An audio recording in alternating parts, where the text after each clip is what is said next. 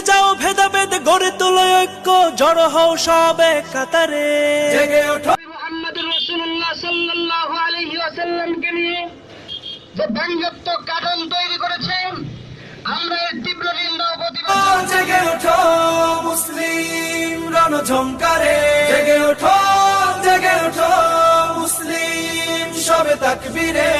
নাম রেখে ফ্রান্সের যা কিছু আমরা জানি, যে কটা পণ্যই আমরা ব্যবহার করি না কেন, আমাদের জানার মধ্যে যদি থাকে সেটা ফ্রান্সের তৈরি করা, আমাদের উচিত সে পণ্যটা ত্যাগ করা। সে হোক একটা ব্লেড 2 টাকা দাম, তারপরে সেটা ব্যবহার করা উচিত হবে বলে আমি মনে করি না। পৃথিবীর কোন ধর্ম সম্পর্কে ইসলাম অথবা ইসলামের অনুসারী মুসলিমরা কখনোই কটাক্ষ করেনি এবং করতে পারে না, ভবিষ্যতেও করবে না।